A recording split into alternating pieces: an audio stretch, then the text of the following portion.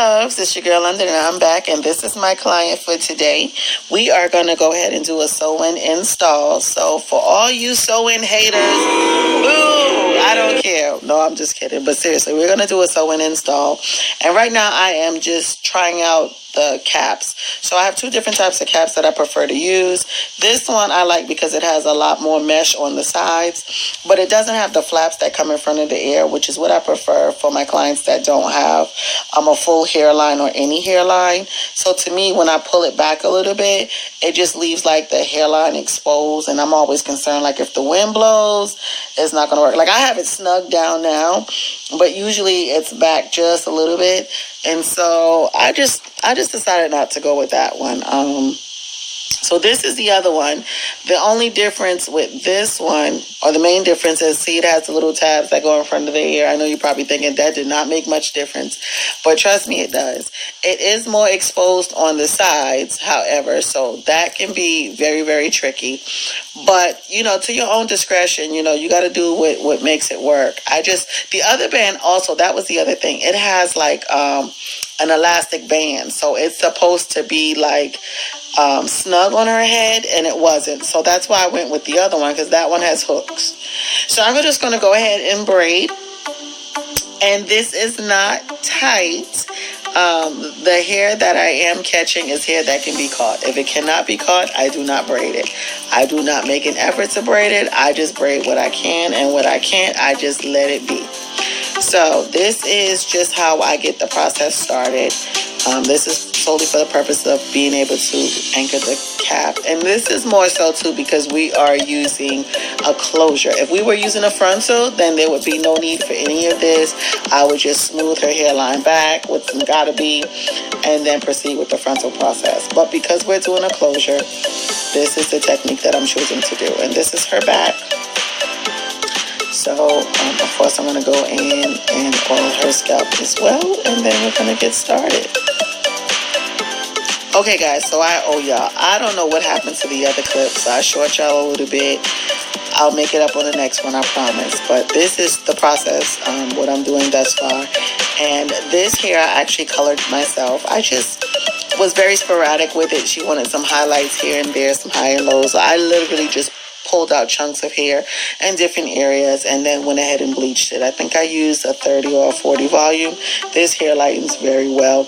If you're interested in purchasing any hair, definitely let me know. You can put that in the comment section and I will send you the link and the details on how to order it. But yeah, I'm just going back and forth from left to right. You know how that is. And what I like about this weft is it is thin enough to flip over. Not all are like that.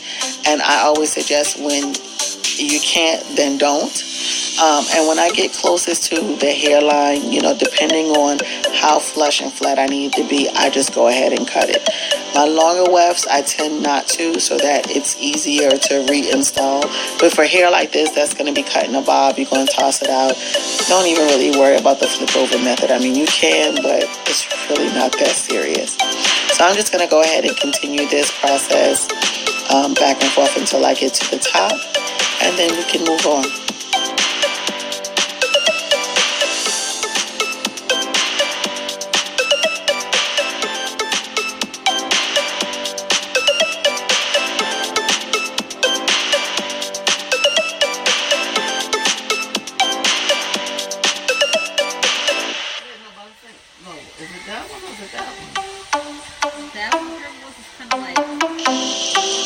So I am just about finished here. I just have that little small area in the top, and I'm going to go ahead and fill that little piece in, and then we can get on to the styling. What I love greatest about curly hair is there's not much to do once you have your install. So I'm just going to go ahead and find a natural flow of a part, and then we'll put some product, cut this lace off, and we're going to send her on her way. So if you are new to my channel, this seems to be the common thing that I'm saying now, but I really want to say that because I feel like I should be acknowledging anybody who took the time to click that link or clicked the video and decided to watch it and watched it this far through. I know I always feel special when I'm watching somebody's YouTube video and they're like, hey, to my new subscribers or just to new viewers. So, hey to you guys. I hope that you enjoyed this tutorial. I hope that there's definitely something that you can learn from it, use for yourself, or maybe suggest to your stylist or, a friend or family member who does your hair or is looking to do their own. I hope that you like it so much that you decide to subscribe and you also decide to share it. I mean, sharing is caring. I would love for you guys to share my video. Definitely comment in the comment section in the bottom. Tell me what you think. The yays and the nays, I receive them all. And if you are one of my old loves, thank you again for coming back to back to back. Y'all are my #1 MVPs. I love y'all. Like, seriously, I know YouTubers say it all the time, but I really do. Like, I really appreciate y'all tuning in, looking forward to the videos, the support and encouragement and love that y'all always give. It keeps me inspired to do more videos. Once I was like, oh, I'll do a video maybe once a month. Then it kind of got to be, I'll do it once a week. But with so much love and support from y'all, it just makes me want to, like, the minute I record something, like, I got to edit it, I got to upload it, I got to send it. Like, I'm on it. So y'all keep it up and so will I. So right now I'm just using a little bit of foam. I prefer foam on curly hair. So the difference to me between foam and mousse is I feel like mousse is a little bit more crunchier. It does to me define the curls a little bit more. And I also think because it's so light, it does allow the hair to be bigger. With foam actually weighs the hair down. So you go from less curly to more like wavy, so to speak, which is kind of what I like because I feel like the hair swells over time. So if you start off big, you end up bigger later on. But if you start off a little bit more relaxed, you kind of relax the curls a little bit, then it gives you time and room for growth. So I just applied that on the hair. I also feel like foam also helps to minimize a lot of frizz, in my opinion. I'm not saying that, I don't know, I feel like mousse, it defines the curl, but it doesn't really do anything for frizz. And this hair really doesn't get frizzy. I'm just being honest with you. I decided to put the product on first to weigh the hair down and cut it as opposed to cutting it before putting the product, because sometimes what will happen is if you do the cut first and then you put the product on, you realize that it's still a little bit too long because the product has weighed it down.